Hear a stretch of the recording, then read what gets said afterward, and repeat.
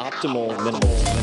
At this altitude, I can run flat out for a half mile before my hands start shaking. Can I answer your personal question? Now would seem an appropriate time. What if I did the opposite? I'm a cybernetic organism, living tissue over a metal endoskeleton. Tim Ferriss Show. This episode is brought to you by AG1, the daily foundational nutritional supplement that supports whole body health. I do get asked a lot what I would take if I could only take one supplement. And the true answer is invariably AG1. It simply covers a ton of bases. I usually drink it in the mornings and frequently take their travel packs with me on the road. So what is AG1? AG1 is a science-driven formulation of vitamins, probiotics, and whole food sourced nutrients. In a single scoop, AG1 gives you support for the brain, gut, and immune system. So take ownership of your health and try AG1 today. You will get a free 1-year supply of vitamin D and 5 free AG1 travel packs with your first subscription purchase. So learn more, check it out. Go to drinkag1.com/Tim. That's drinkag1, the number 1, drinkag1.com/Tim. Last time, drinkag1.com/Tim. Check it out. Hello, boys and girls. This is Tim Ferriss, and welcome to another episode of The Tim Ferriss Show, where it is my job to deconstruct world-class performers of various types in each and every episode. However, not in this episode. This will be an exception. So if you want long-form interviews teasing out the habits, routines, and so on of these various experts in different fields, I would suggest you go to tim.blog/podcast. There are more than 300 of them. If you're going for entertaining, I would suggest maybe starting with Jamie Foxx. You can find that at tim.blog/Jamie. And if you want something really deep and profound, you could start with, say, BJ Miller. Just search BJ Miller and my name, Tim Ferriss. And there are certainly many, many, many, many others in between. Relationships, if you want to dig into that, look for Esther Perel, among others. But back to this episode. This episode is going to, by popular request, contain case studies. Specifically, we will be looking at $1 million one-person businesses. And in a way, you could think of this as case studies from the 4-hour work week. It's exceptionally hard to believe, for me at least. I had a lot more hair back when the 4-hour work week was written, but it was published, let alone written. It was published more than 10 years ago. It's about the 11th anniversary, almost exactly as I record this. And it amazes me that the book continues to strike a chord. No one expected the book to do anything. For those who don't know, it was turned down by 27 publishers, very violently and rudely in some cases. And the initial print run was around 10,000 copies. And that does not give you even national distribution. It was a hard book to find to begin with. And despite all that, here we are. And last year, 2007, I was sent This Year in Books 2017 by Amazon Charts by a friend. And the 4-hour work week was, as I read the infographic, the most highlighted book across all of Amazon in 2017, which is crazy. So I thought that it might be worthwhile, as much as certain passages in that book make me cringe, because I was a 29-year-old with lots of chest puffing. I've never wanted to edit it and to fuss with it because I'm afraid of stepping on the butterfly and killing whatever magic ended up being gifted to me and being channeled into that book somehow. So I don't want to fuss with it. I may update certain resources, but in the meantime, I thought I could do that vis-a-vis case studies. And while many people have misunderstood the title and not read the book, because it is about doing more with your life and with your time, every hour that you are given, your hourly output, versus doing little and laying on a beach rubbing cocoa butter on your belly for the rest of your life. The blueprint itself has been put into action by now hundreds of thousands of people. And much like the 4-minute mile was thought to be impossible until it was broken by Bannister, and immediately thereafter, more and more people began to break it because, among other reasons, it was believed to be possible. It was proven to be possible because someone had done it.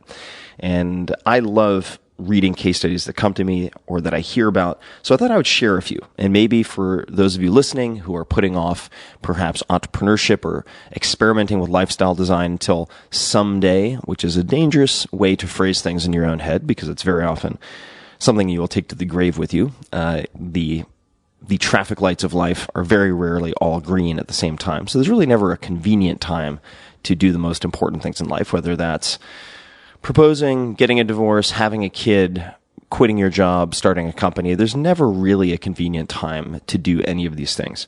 So perhaps some of the stories, or one of the stories that we're going to talk about, will serve as the 4-minute mile for you, where you will see that it is in fact possible to take maybe even one tiny small step towards testing a different reality for yourself, and doing so at very, very low risk.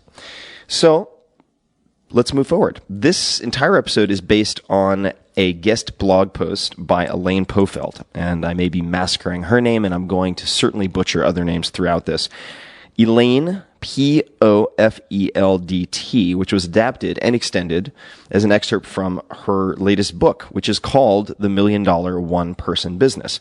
So I'll say that again, The $1 Million One-Person Business by Elaine Pofeld. And we connected, and have connected several times over the years about various things for magazines.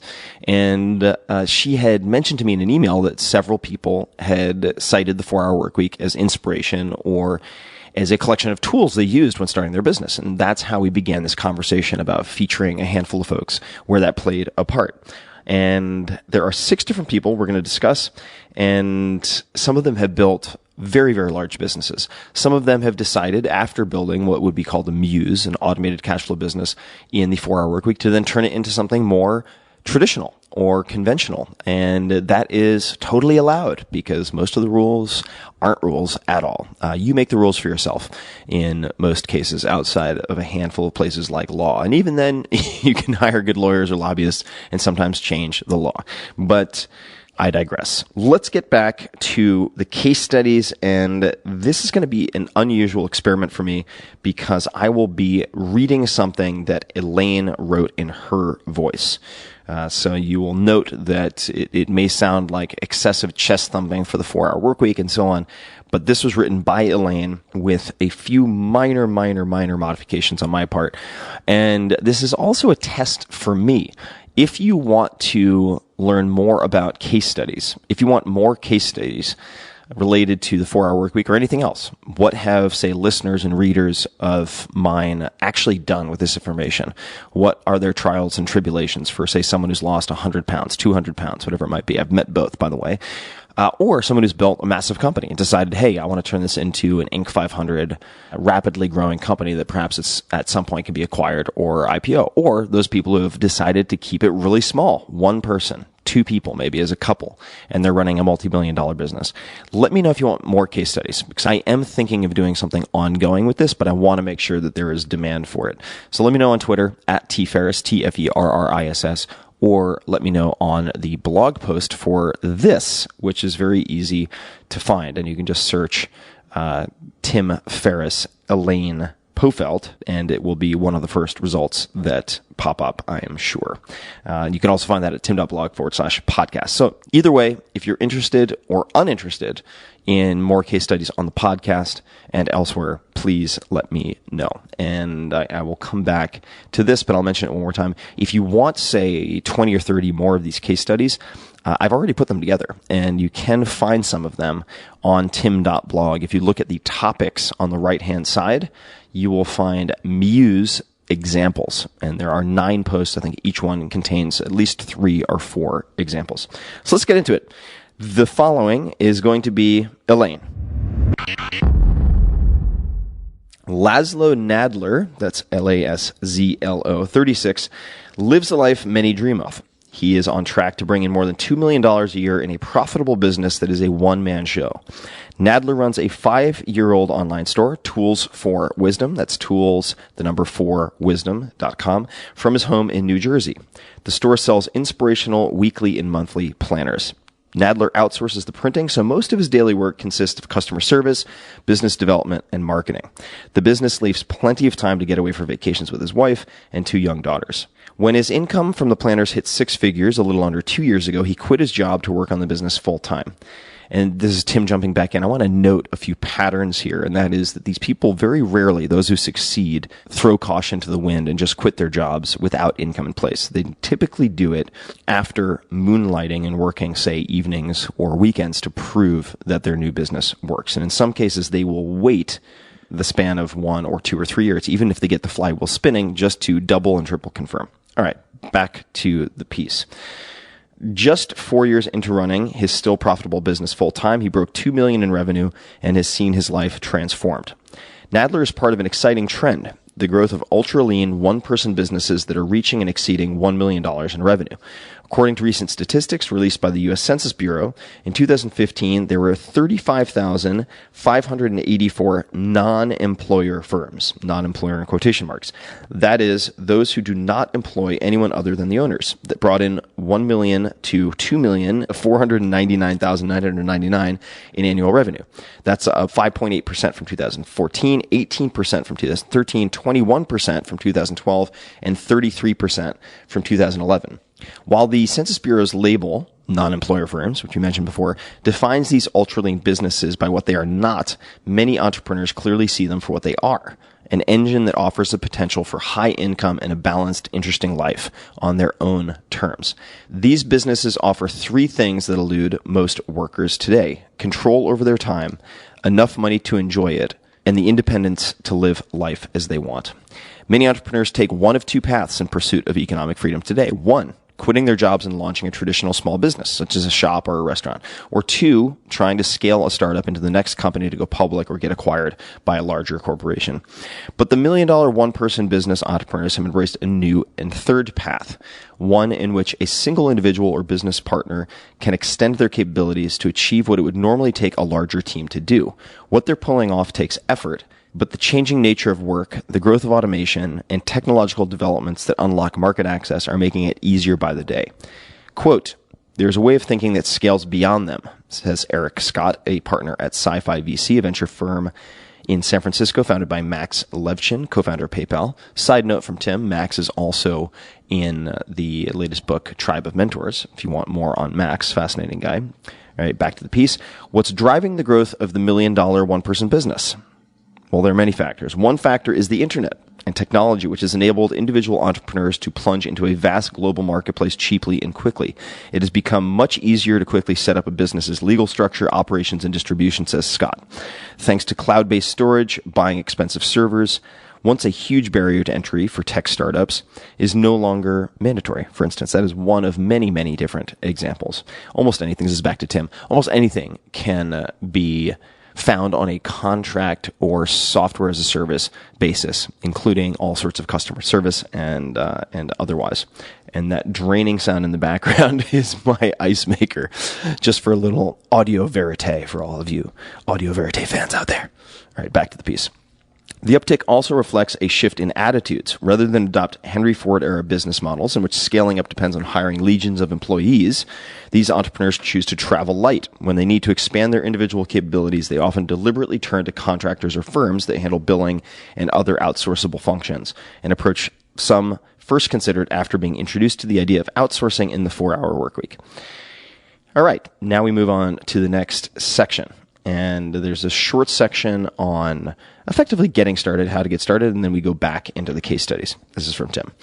So, how do you get from where you are currently in your career to enjoying the freedom $1 million entrepreneurs have? It starts with forming an idea of the type of business you want to run and the lifestyle you want it to support. While Nadler is passionate about planners, thinking about a daily planner might be a slow form of torture for you. This is great. What you obsess about is electronic gadgets, stock market investing, paleo cooking, funky handbags, or collecting ceramic garden gnomes. Your $1 million business idea probably has something to do with that interest. Back to Tim, and I'm going to be interrupting this way quite a bit. Read 1,000 True Fans by Kevin Kelly, especially the updated version that he put together for Tools of Titans. You can find it online. Just search 1,000 True Fans Kevin Kelly. It's on kk.org. And what he will highlight for you and make the mathematical case for is that even if you have a 1 in a million interest, all right, so if I don't know why this fetish comes to mind, but if you have a sexual fetish, maybe because I've toured what used to be kink.com in San Francisco in the Armory, if it's still around, check it out. But if you have some odd fetish, if you have some obsession with a particular type of Japanese-made watch, let's just say, like Seiko, for instance, and a particular model even, 1 in a million interest, and you want to develop a business around that, 1 in a million, when you consider the billions of people on this planet, can still provide a very profitable business that can fuel the rest of your life and perhaps the lives of everyone in your family. So check out 1,000 True Fans. But it's very true, as she's saying, whether it's not even stock market investing, but say event-based shorting of stocks or something really esoteric, you can find a small group that can, if you provide them with incredible value, fund your life completely, most likely, with plenty of buffer for other things. All right. So back to your interests. A good place to start is by asking yourself some key questions. And that part on sexual fetishes is not in Elaine's piece. Question: what are you really passionate about? Where can you deliver value to people? And would you actually enjoy turning your idea into a business?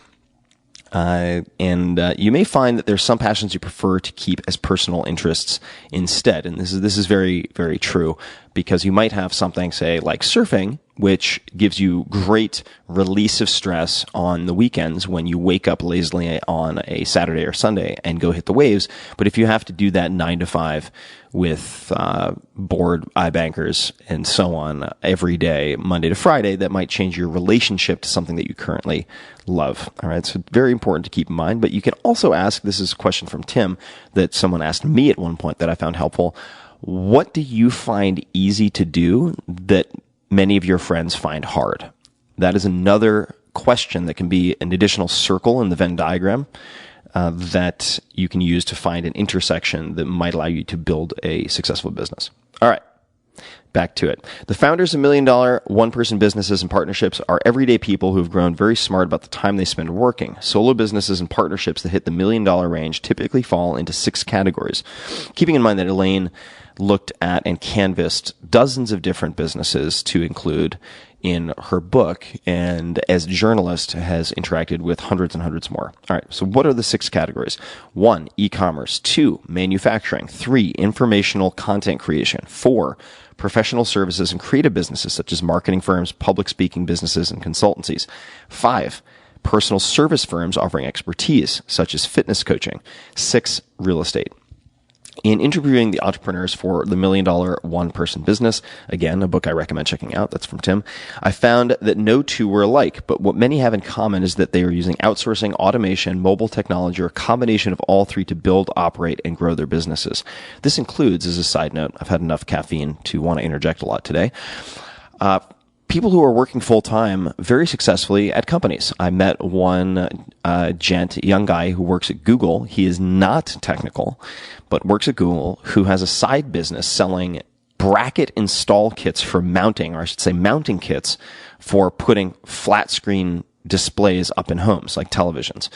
And so these are brackets and mounting kits that he sells via Shopify, and he's turned it into, I want to say, a high 6-figure or even 7-figure business while he is still maintaining his other job, because he happens to enjoy his job at Google. So there are many, many, many different forms that this can take. All right, back to Elaine. Some of these entrepreneurs have made a commitment to remain solo operations, while others eventually decided to scale the traditional way by hiring employees. That isn't what is most important about their stories. The point of the $1 million one-person business is that it gives you choices, whether to keep it small while earning a great income or continue growing it. Neither path, you'll notice, involves the pain of struggling in a marginal freelance business. That's important. Often these entrepreneurs mention to me, so me in this case is Elaine. This is going to get confusing. Sorry, guys. All right.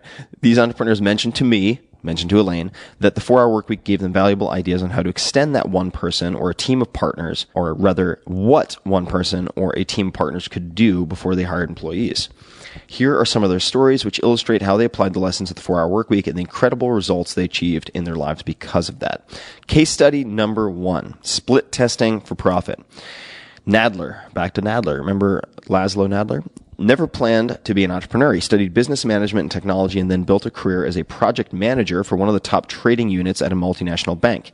It was a good job that seemed to justify the college tuition his parents had paid and enabled him to support his young family. And yet, as Nadler was talking almost 6 years ago with his oldest daughter about the importance of doing what you love, his words sounded hollow. He realized he was not following his own advice.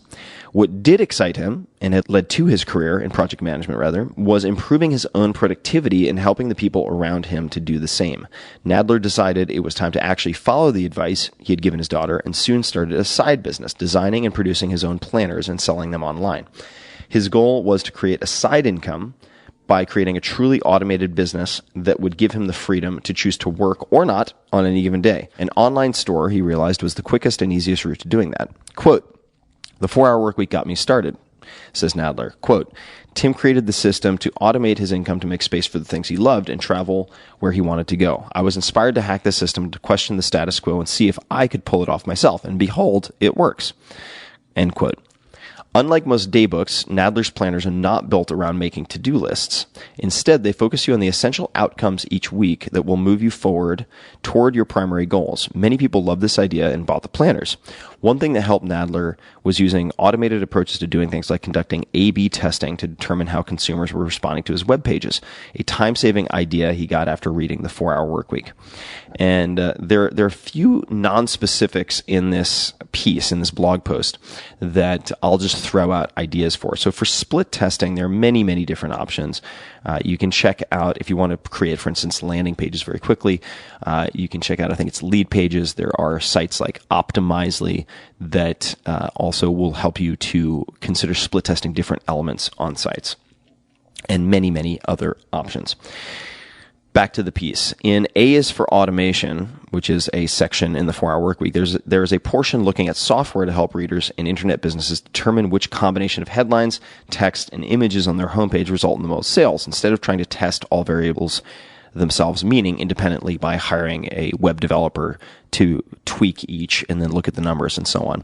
You not only want something that can make that easy, you want something that makes the interpretation of the data very, very easy, very, very straightforward, as a non-technical person, if that's you. Nadler acted on what he had learned by turning to the site Splitly. So this is another example. So Splitly is yet another option. This saves him hours and hours of manual work. Nadler has found the site's small team offers smart insights to the questions he is trying to answer. Quote, "The size of your company doesn't matter when you have the right brains," end quote, he notes. Case study number 2, mastering the art of delegation. Ben and Camille Arnberg, that's Arneberg, sorry if I'm butchering that, a married couple who live in Austin, Texas, go Austin, Texas, that's where I am right now, left behind traditional careers, his in the Air Force and hers in corporate social sustainability, to launch their upscale housewares business, Willow and Everett, and that's Willow and A-N-D, Everett, EVERETT.com, willowandEverett.com, in 2015. And I checked it out. They have some really cool stuff for cold brew, of all things. I like those containers. Anyway, at the time, they were just 25, and neither had any experience in retail. But they decided they wanted to hit a very concrete goal, $1 million in revenue. Reading the 4-Hour Workweek helped them find the courage to leave behind traditional careers and build a lifestyle they love. I should note, for those who haven't read the book, that there are really important preliminary steps you take, even if you are ultimately going to quit, before you quit your job, so you ensure that you have safety nets of various types built in and some type of financial means to cover your bases. If you search on Tim.blog lifestyle costing, there are calculators and so on that help you run through some of those exercises. So do not just decide to jump into the water headfirst without checking depth. That is not what I recommend. And these folks, this particular couple, I know did this very methodically. All right. So for Camille, reading the Comfort Challenges in Tim Ferriss's book, where he offers ideas on how to break out of your fear of not conforming to social expectations by doing something weird or ridiculous, like publicly relaxing by laying on the sidewalk, helped her question the beliefs that were keeping her tied to her corporate life, the first step to leaving it behind. Quote, the 4-hour work week helps you challenge social norms and what people expect of you, end quote, she says. All right, this requires some explanation. So the relaxing in public, doing public laydowns, this is something that now tens of thousands, hundreds of thousands of people have done and taken photographs of. And it's quite hilarious. And really all it involves, and I should mention as context, the book includes comfort challenges, these exercises, every chapter or few chapters, because information does you absolutely no good in the case of a prescriptive nonfiction book if you don't put them into action. And some of the decisions and actions will be uncomfortable. You've self-selected by buying a book to address these problems for these things to be uncomfortable for you. And therefore, I want people to get progressively more comfortable with discomfort. So their sphere of comfortable action expands so they can then make the decisions and take the actions necessary to craft a lifestyle and a business that serves it. And some of them would include very simple things, right? So for instance, going into a crowded area where you're not going to get trampled or cause any problems, and just laying down on the ground for, say, 10 seconds. This could be in Starbucks. You're in line. You lay down on the ground for 10 seconds. If somebody looks at you and asks you, if they ask you, are you okay? You say, yep, just taking a little break. And you count it out, you don't say anything else, and then you just get up and continue as if nothing had happened at all. And there are various different versions of this, but that would be one example. And as you learn very quickly, the downside of that is next to nothing. Another option from a friend, Noah Kagan, who's going to come up later in this piece, would be the coffee challenge. And that is walking up in a coffee shop or a restaurant, anywhere else, where there is a counter where you order and asking for 10% off of something. For a lot of people, it's going to be coffee because you drink coffee every day. You have an opportunity to do this. And it doesn't matter what the person says, whether they agree, disagree, or otherwise. You can't tell them you're doing an experiment. You can't make it easier for yourself, but you have to ask them for 10% off. Keep it simple, and you can give them a smile if you want. And they'll probably reject you. That's the whole point. If they don't reject you, congratulations. You just got 10% off. But this is another form of increasing your comfort with discomfort. All right. Questioning those social norms. And there are probably a dozen of these in the book. All right. Back to the piece for Camille and Ben, and ditching the Air Force and corporate social responsibility to launch their upscale housewares business, Willow and Everett. Here we go. To make a smooth transition from their traditional careers, key phrase, smooth transition. All right. The Arnbergs eased into the entrepreneurship gradually. Both love living an active lifestyle. Ben was on the Air Force parachute team, while Camille is a certified personal trainer. And they initially tried selling compression sleeves, which is a running accessory in this case, on the internet on the side. When that business did not take off, and it very often takes a few at-bats, folks, this is Tim talking again, to get it right. You might have to test a few ways, and that is why it's important to determine how to inexpensively and quickly test. All right, so when that business did not take off, they began researching other products they could sell on the giant trade marketplace Alibaba.com and decided to build a store around their passion for home entertaining. They invested about $5,000 in inventory obtained through a sourcing agent in China they found through a freelance marketplace, raising some of the cash from friends and family, which is what I did to start my first business too. I basically went around my office asking people to commit to buying 1 unit of the product in advance, which is not that expensive, like $50, just so I could afford the initial manufacturing run. So there are ways to do this. Raising some of the cash from friends and family, looking at it as much as an investment in their own education, similar to a college course. Even if it all went down the tube, they reasoned the experience would be valuable.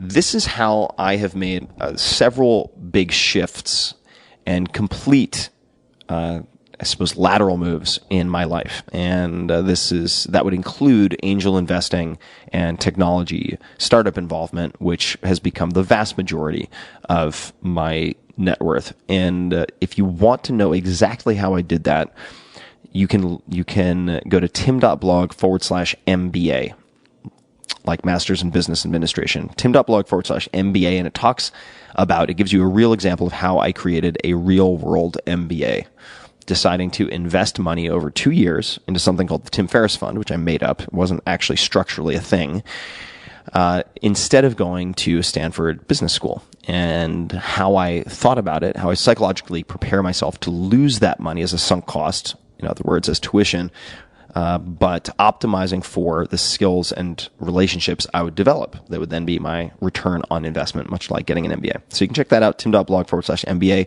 But in this case, this couple approached the $5,000 in inventory and getting into manufacturing and so on to tackle home entertaining as a worthwhile cost, even if it failed, right? Then that is an important psychological preset.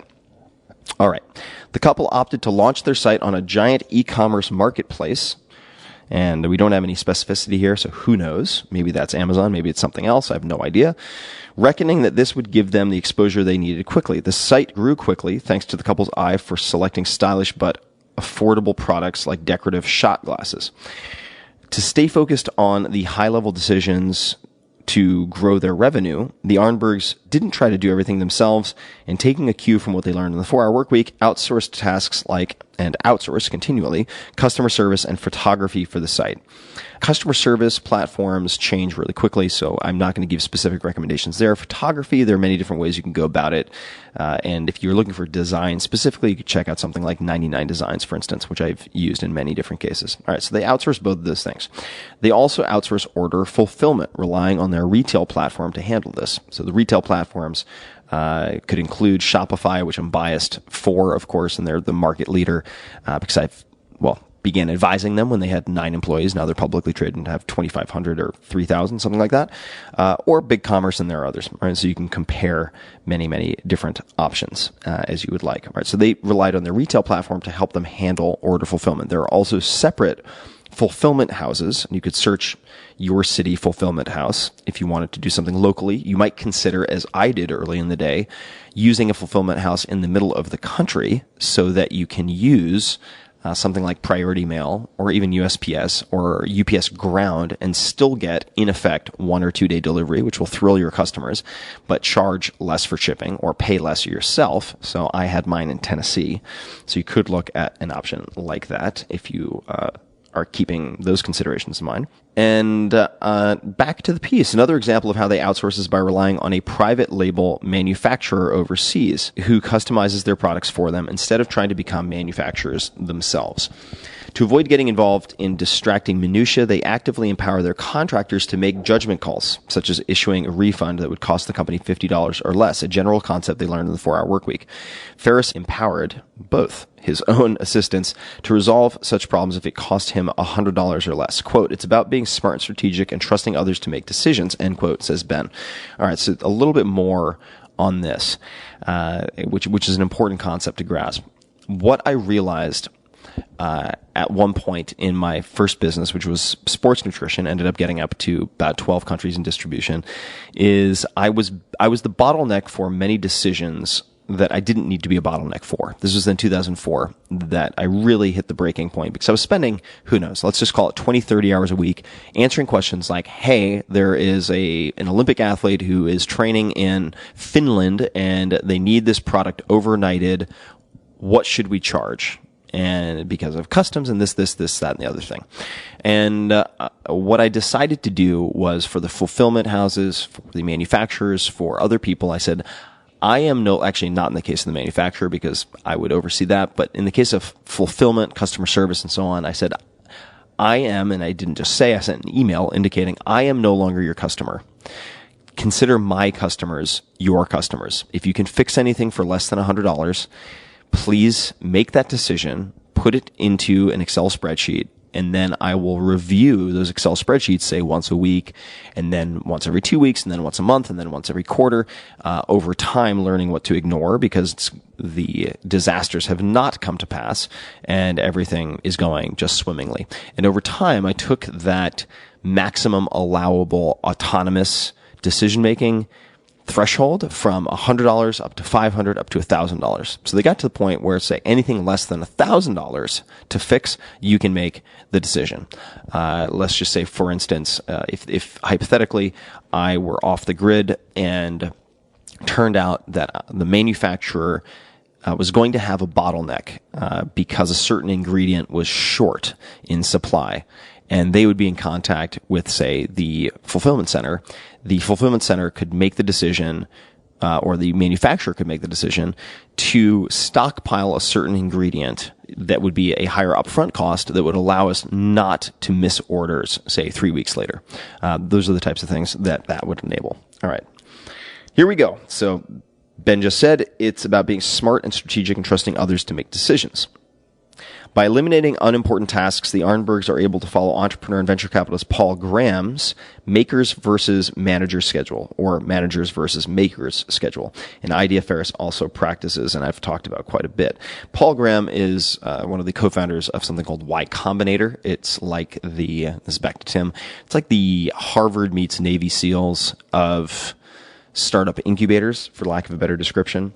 And fascinating guy, fascinating story, many essays that are worth reading. So I'd suggest looking up Paul Graham if you don't know who he is. Specifically, I would recommend, if you're an entrepreneur, checking out managers versus makers schedule. And if you Google that, it'll pop right up. Ben and Camille break up their day into the managers part, focused on strategy and business growth, and the more task-focused maker part, where they tackle high-impact tasks best done by them in uninterrupted blocks of time. All right, so back to Tim. There are ways you can do this, and batch activities, which is something that I really harp on repeatedly in the 4-Hour Workweek to avoid task switching cost, which is a real cognitive problem for most knowledge workers. All right. You wouldn't, for instance, wash laundry every time you have a dirty pair of socks. You wait for a certain critical mass and then you wash laundry, or doing the dishes, so on. That applies to cognitive tasks as well. And just a few examples of how you might do that. One could be checking email at certain times during the day. Furthermore, you could do that with, say, Gmail offline, so that you're processing email linearly, or you could use something like Email Game, GA.me, if it's still around, which I found very useful and used for a period of time, to address email linearly without having the distraction of immediate responses coming back to you and creating that anxiety of the ship filling with water faster than you can bail water out. Other options for the makers versus managers schedule, the makers schedule requiring large uninterrupted blocks of time, is to not just look at how you can break your day into maker versus manager, but how you can break your week into maker versus manager days. And this is something that I took from the schedule of Jack Dorsey, famed entrepreneur. You can look him up at Jack on Twitter. How did he get that handle? Check him out. You'll be able to figure it out pretty quickly. Very, very well-known entrepreneur, and read about his schedule at one point and how it was broken out by function day by day. And I've decided, for instance, to do most of my recording on Mondays and Fridays. I break those out, Mondays and Fridays, for scheduling purposes, and my assistant knows this, for phone calls and recording purposes. Those are my recording days, my long-form conversation days, as it were. And then I will set, say, every 2 weeks, a day for administrative / accounting cleanup and housekeeping, where I'll get in touch with the people who might need certain types of documents or answers to questions from me. All right, so there are many different ways that you can block out manager versus maker time on a daily and on a weekly basis. For me, my maker period is usually up to lunch. Right? So I try not to be reactive. My phone is very, very often on airplane mode until lunch, at which point I can turn it on and start trying to dodge bullets or respond to inbound. All right. Timmy is interrupting the flow of this essay, for God's sake. Let me continue. All right. During the manager part, this is for them, they focus on coming up with new ideas for growing Willow and Everett, as well as new business opportunities to pursue.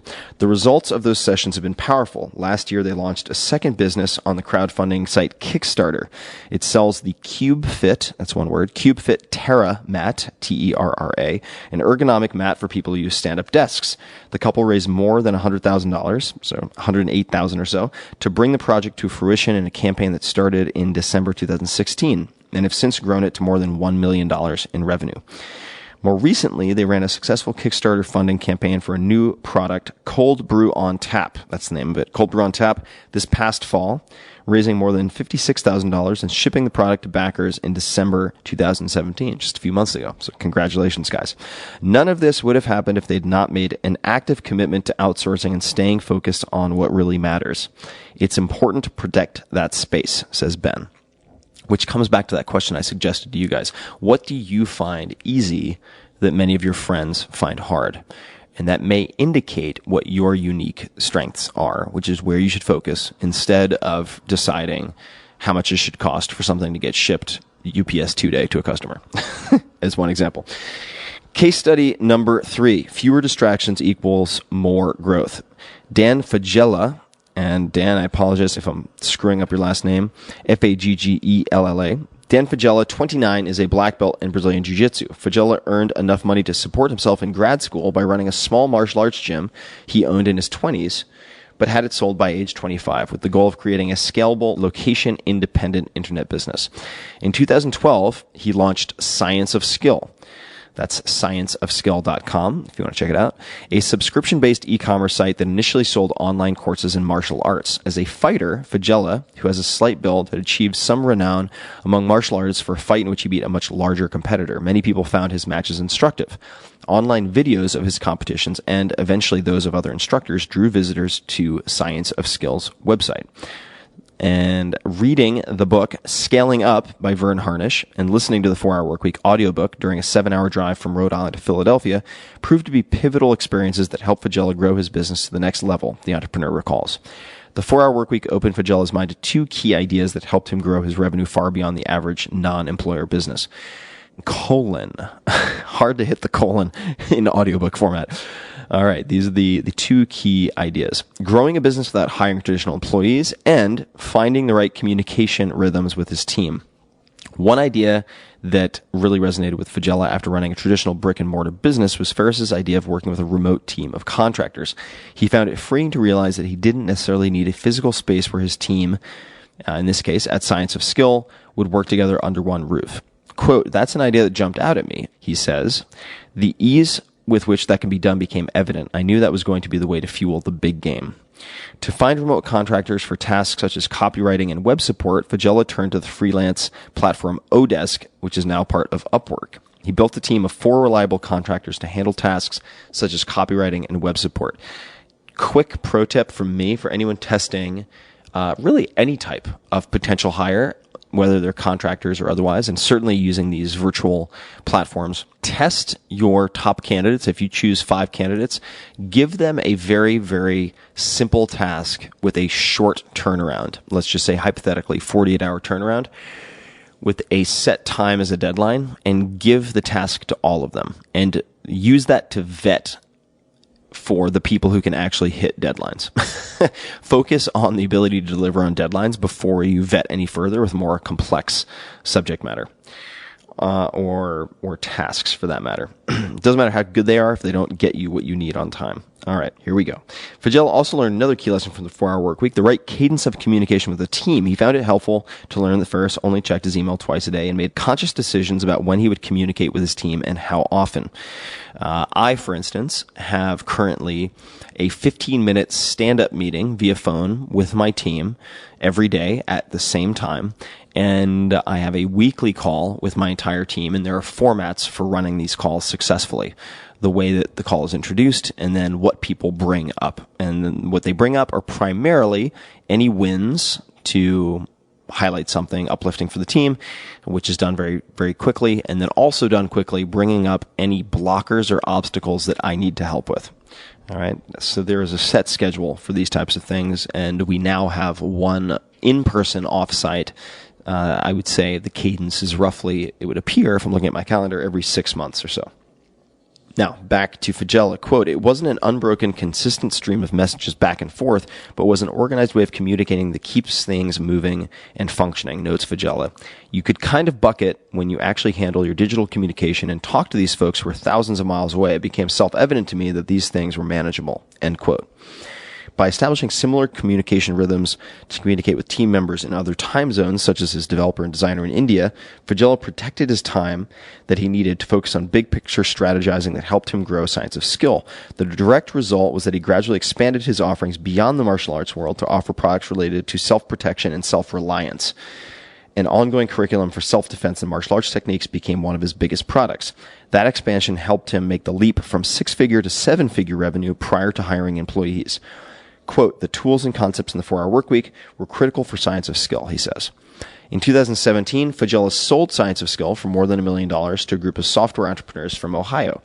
As he got ready to sell, Fagella hired one full-time person and one part-time employee to run it. He understood that he needed to demonstrate to potential owners that someone else could run the business successfully without his involvement. Very important to note here that he did this before attempting to sell the company.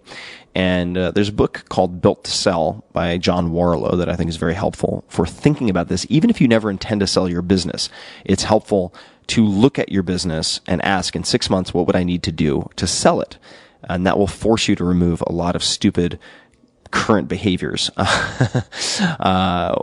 are stymieing you and keeping you busy instead of productive, potentially.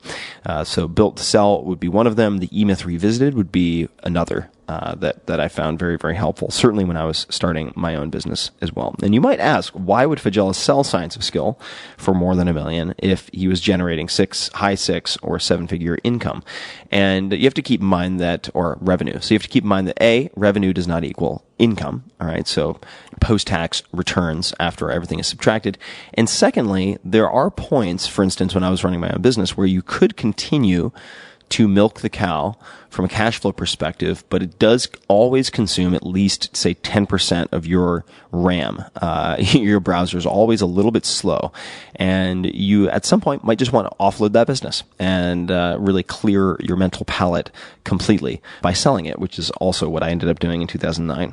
All right, the month before Fagella sold Science of Skill, it was bringing in $210,000 a month in revenue. That sale helped him fund his current startup, Tech Emergence, which you can find at techemergence.com, a media and market research firm in San Francisco that is focused on artificial intelligence, a subject that fascinates him. Quote, that's the stuff I'm super duper passionate about, he says. All right. So that is the story of Dan Fagella. Up to this point, many more adventures to be had and stories to be told, I'm sure. Case study number 4, success through liberation. And liberation is another section that talks about geographic mobility and geo-arbitrage, which we don't have time to get into right now. But Sol Orwell, 32, who lives in downtown Toronto, has grown his business, Examine.com, to 7-figure revenue while traveling the world. I'm going to pause here for a dramatic sip of tea. For those interested, it is chaga tea from Four Sigmatic. Decaf. Back to Sol. 7-figure revenue while traveling the world. What? Let's get into this. Creating a business that allows him to live the way he wanted didn't happen overnight. For years, Orwell experimented with a variety of businesses, online gaming, domain names, local search, and daily deals until he found the ideal approach to make it happen. One thing that finally freed Orwell to achieve his goal was reading the 4-Hour Workweek. The L is for liberation section. It's the 4th section, and they're in order, and you're supposed to implement them in order. Definition, elimination, automation, liberation. So liberation is the 4th. Really resonated with him. It showed him how to cut the leash to traditional office work and create the freedom to travel. Orwell was intrigued by the idea of a mini retirement, where instead of waiting until you're done working to travel, meaning retiring, right? Instead of waiting until retirement to travel, you redistribute mini retirements throughout life. Quote, that switch in mindset has begotten me so many positive consequences I cannot even begin to count them, end quote, he says. Looking for a way to achieve his own liberation, Orwell realized he needed to put systems in place to free him from his daily responsibilities that might otherwise prevent him from traveling. Thanks to income from his various ventures, being able to pay for travel was not an issue for him. So he had the money, he just didn't have the mobility. And I should note that there are ways to do this, and it is critical to schedule these times off the grid.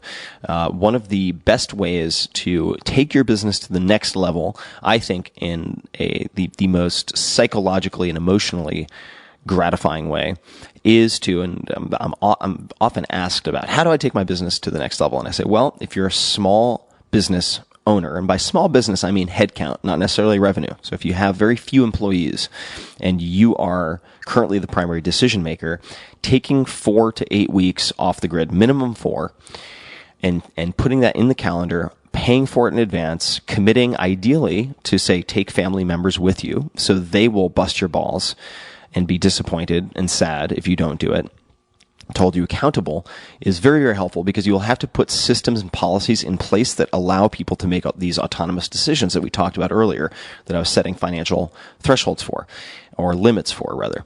And those systems will remain in place and will provide dividends long after you get back from your mini vacation. A 2-week vacation does not work. A 1-week vacation doesn't work, because you can allow the fires to explode and then come back and play firefighter. 4 weeks, 8 weeks, you can't do that. Because everything will be consumed by fire. You actually have to put the systems in place. The if this, then that, the decision-making frameworks, putting together a Google Doc so that you know, or you can convey exactly how to perform a certain function, for instance. Back to Saul. All right. Although Orwell was experienced in delegating work to contractors from his previous ventures, reading The 4-Hour Workweek helped him realize he needed to step out of the day-to-day completely at Examine.com. Quote, "After having spent years building up my business, instead of attempting to just continue growing it, I put my number 2 in charge. I trusted him and killed my own job. And then I gallivanted around the globe," he says. Gotta love that word, gallivanted. "Mobile access to the internet was so extensive by that point," he says, "that, quote, everywhere I went, I could work, ... if I wanted to," end quote. This is actually a really important point. So you can work almost anywhere you go, thanks to broadband Wi-Fi access. And it's going to be important, if you take your first mini retirement, to choose a place where that is exceptionally difficult, and maybe deliberately use a phone that does not operate overseas, which is what I do. Thanks, Verizon. Or it doesn't function very well overseas in any case. And I'll use WhatsApp for, say, communication with family. And that necessitates just finding Wi-Fi hotspots. So I might have one at a hotel or an Airbnb, and then one elsewhere, say at coffee shops or what have you. And or if you do have broadband access, really, really determining exactly when you are going to batch any type of business obligations, if you have to do that. For me, when I was traveling in 2004, I ended up planning a 4-week trip to London to rethink all of these systems and put them in place, which turned into 18 months around the world.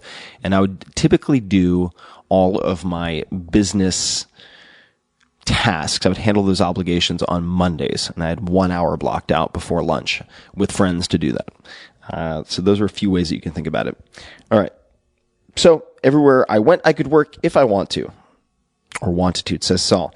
The key to pulling this off was working with the right contractor. Orwell, who had initially gotten interested in nutrition while losing weight, had become friendly with a fellow contributor to the fitness community on Reddit, and was impressed by the way in which his buddy shared his expertise with others on the site. Quote, "The most important part was how patient he was," Orwell says. He continues. He would write these long answers. Orwell was equally impressed by the way his friend handled challenging feedback without getting angry. Quote, "Reddit is not the friendliest place." It can be friendly, not always, says Orwell. "He took it very evenly." End quote. These were qualities that would serve him well in an internet business like Orwell's, where customers often reached out with their own questions about nutrition. Orwell had soon enlisted his friend as a contractor to run Examine.com day to day, offering a small amount of equity to ensure his buddy was invested in his success. Orwell found the arrangement worked beautifully when it came to indulging his love of travel. Quote, "Giving him the authority to do whatever he needed to do implicitly brought initiative," end quote, Orwell says. To make sure the site had credibility, Orwell also hired a group of expert contractors, such as PhDs, to evaluate the research on various nutritional supplements and write reports on them. Quote, "Using contractors was not only about simplifying our lives and processes, but making sure we had the best knowledge or information on that specific topic," end quote. As the company grew and expanded into new products, such as its Research Digest, a newsletter aimed at professionals, Orwell brought in another equity partner. Though his number 2 eventually moved on to other pursuits, the company continues to thrive and grow. With Examine.com generating millions of page views a month, Orwell now wants to scale up in a more traditional way, and this year began the transition to adding traditional employees. So I should note, even if your ultimate goal is to, this is Tim again, add headcount in the form of traditional employees, which is a viable path, certainly, it makes sense very often to kick the tires and ensure that you have clearly defined the roles you need to hire for by testing with contractors first. You may decide that certain jobs are not worth having done at all because certain projects are not worth doing at all. And you don't want to hire someone excellent at doing something that is best not done at all. A point that is made in The Effective Executive by Peter Drucker, a fantastic book that I reread often. All right, so even if your intention is to move to full-time employees, very often it makes incredible financial sense to test that in a way that is easily reversible with contractors, freelancers of some type. All right, back to Saul. So he wants to scale in a more traditional way now. Fantastic. Given that he has structured the company in a way that he does not have to micromanage everyone, Orwell still has the freedom to travel and give back to charity as much as he wants. Recently, his chocolate chip cookie off, NYC X Benefit, which I looked up, and there's a link to it in the post on tim.blog. It is a cookie off. Apparently, there are 30 plus different types of cookies. Held at the Strand Bookstore in New York City, legendary bookstore, raised more than $30,000 for the nonprofit She's the First, which supports girls in low-income countries who will be the first in their families to graduate from high school. Orwell's next goal is figuring out how to raise $50,000 per event to multiply the impact even more. That's something he probably wouldn't have had the time or mental space to tackle if he hadn't decided to embrace his own liberation, which again refers to that geographic mobility. All right. Case study number 5 is rethinking scale and profit. Jason Gaignard, Jayson, and Gaignard, Gaignard, who I know, hi Jason, founded and runs Mastermind Talks. And I actually didn't know him until he put together this Mastermind Talks, which is a whole different story. Anyway, founded and runs Mastermind Talks, which you can find at mmt.community, a Toronto-based firm that brings together a carefully selected group of entrepreneurs in a by-application only annual event. The company, which Gaignard runs with some help from his wife, an assistant who is a contractor, and very recently a content and community manager, that could all easily expand, and it's kind of plug and play the way that it's been organized. About 4,000 to 5,000 people apply annually to participate in Mastermind Talks, and the event only accepts 150 entrepreneurs. Gaignard has made a conscious decision to keep the business to a size, this particular size, as a direct result of reading The 4-Hour Workweek. He read the book in 2008 when he had been an entrepreneur for about 3 years and recalls vividly how life-changing the story of the Fables of Fortune Hunters was for him at the time. And we're going to dig into this in a second. Quote, "I have very few moments like that," he says. So what is the Fables of Fortune Hunters story? The tale is about an American businessman, and there are many versions of this story, I should say. But the tale is about, in this case, the version that was put into the 4-Hour Workweek. An American businessman with a Harvard MBA who's burned out and takes a vacation to a small coastal Mexican village on doctor's orders. And there's much more to it. It's worth reading this story in the 4-Hour Workweek because the emotional payoff comes with the lead up to the punchline, but I'm going to give you the basic idea. So at the pier, so the story goes in the book, he can't sleep. He's super anxious, thinking about things back home.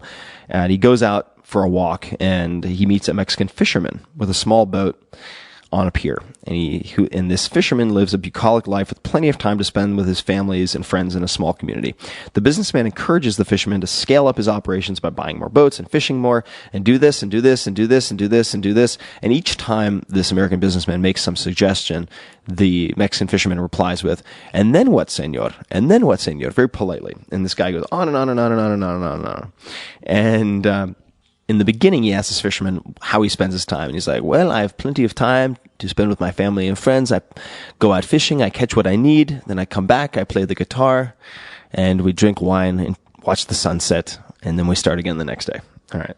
So, and then what, senor? And then what? And then what? And then what? And this businessman is just really getting excited, talking about all these ways that he can scale, up until, oh my God, it's big enough that he can expand his operations into the United States, take his company to an initial public offering, and catch out with tens, maybe hundreds of millions of dollars.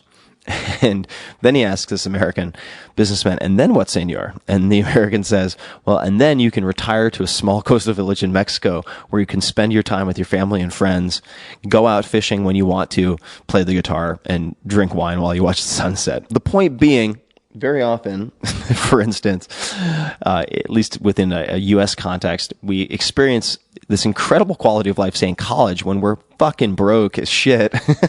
Pardon my French. Earmuffs, kids. And we spend the rest of our life trying to get back to the quality of life and the carefree nature with which we experience life in, say, college, which doesn't require a lot of money, but we somehow convince ourselves that it does. And that's not to say that money doesn't have a place. It does. However, that's the story that Jason read. Reading the story, says Gagnard, quote, made me realize that I was on a hamster wheel running a business I hated. It fundamentally shifted my view on scale. I had a desire to build a big business at that time, but never questioned it, end quote. At the time, Gagnard was running a business called Tickets Canada, a tickets retailer in Toronto. So he was making $1.5 million in revenue. From that, he was taking home $350K in profits. If he could hit $3 million, he assumed he would double his profits to $700,000. However, he didn't anticipate that higher overhead would prevent the expected growth in profits. In fact, when he slaved away and grew to $3 million, his profits only hit $400,000. So he'd gone from $350 to $400, and he had to bring almost 20 people on staff to get there. So this is not a pretty picture. He ended up in a tough financial position where he was considering bankruptcy. Reading the 4-Hour Workweek made him start questioning the conventional wisdom on scaling a business. Quote, I had a desire to build a big business at the time, but I never questioned it, Gagnard said.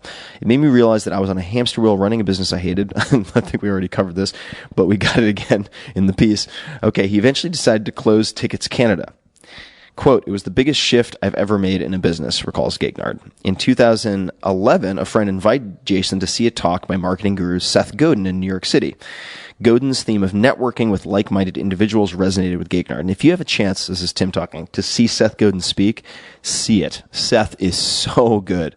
He is a master at the format. Really, really expert. So if you can find an opportunity, take it. He does very little speaking and has an awesome way of vetting opportunities for speaking. He says no to almost anything. It's based on how close it is to his home in New York.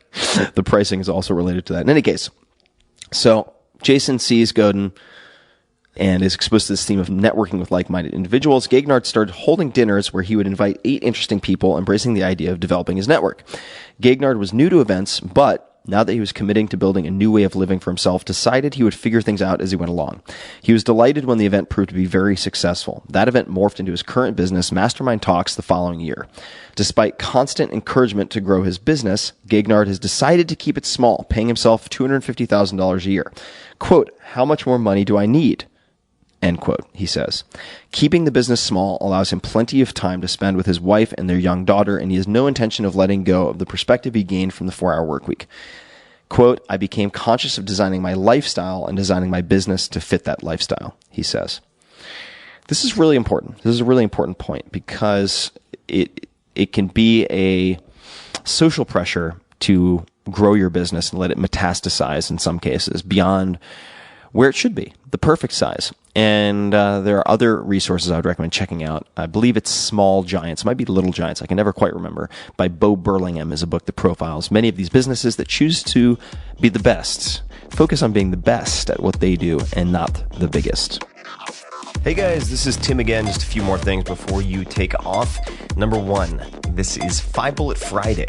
Do you want to get a short email from me? Would you enjoy getting a short email from me every Friday that provides a little morsel of fun before the weekend? And 5 Bullet Friday is a very short email where I share the coolest things I've found or that I've been pondering over the week. That could include favorite new albums that I've discovered. It could include gizmos and gadgets and all sorts of weird shit that I've somehow dug up in the world of the esoteric as I do. It could include favorite articles that I've read and that I've shared with my close friends, for instance. And it's very short. It's just a little tiny bite of goodness before you head off for the weekend. So if you want to receive that, check it out. Just go to 4hourworkweek.com. That's 4hourworkweek.com, all spelled out, and just drop in your email, and you will get the very next one. And if you sign up, I hope you enjoy it. This episode is brought to you by LegalZoom, which more than 2 million Americans have used to help start their businesses. Past guests even, such as, WordPress lead developer, CEO of Automatic, Matt Mullenweg, now valued at more than $1 billion, have used LegalZoom to help with their business needs, specifically in his case to form his company. But LegalZoom isn't just for launching your business. Their services include everything from helping you to manage changing tax laws, reviewing contracts, creating NDAs, non-disclosure agreements, important stuff, handling lease agreements, and assisting with really any other legal challenge, hurdle, inconvenience that typically takes time and effort away from running your business. The best part is that you won't get charged by the hour because LegalZoom isn't a law firm, so they won't be running the clock up and spinning circles just to raise your bill. Instead, they just ask you to pay one low upfront price for whatever it is that you're looking to get, a la carte style. So visit LegalZoom.com and check out their business section for all of their services. And if you want special savings, that's the terminology in the copy that they suggest. I don't know what the special savings is, folks, but it's titillating. If you want special savings, enter promo code TIM, T-I-M, at checkout. Capital T, lowercase I-M. Again, take a peek, LegalZoom.com, and enter promo code TIM. This episode is brought to you by 99 Designs. Whether you need a logo, custom website, app, book cover, or anything else, 99 Designs was created to make great design accessible to everyone, that's you, and to make the process as easy as possible. I've used 99 Designs for years now. I've used them for book covers, some mock-ups for the 4-Hour Body, which went on to become a #1 New York Times bestseller, illustrations of all different types for the multi-volume The Tao of Seneca, which you can check out, and other graphic design projects for a long time now. And I've been very impressed by the quality of their designers and illustrators. And you don't have to take my word for it. You should check out some of my projects at 99designs.com/Tim. I really encourage you to take a look because you will be impressed. 99designs.com/Tim. 99 Designs has freelance experts in more than 90 design categories, and their platform lets you work directly with one designer that you choose if you like their stuff, which is what I did for the Tao of Seneca, or you can get concepts from multiple designers and then pick your favorite. So whether you're starting a business or just looking for extra design help, resources, etc., 99 Designs has a solution. Right now, you guys, my listeners, can receive a free $99 upgrade on your first design. To check out your first free upgrade, please visit 99designs.com/Tim and click the link on the landing page. You can also find there samples of projects from you guys, listeners, who have used 99 Designs for logos, apps, even product packaging. So check it out, 99designs.com/Tim.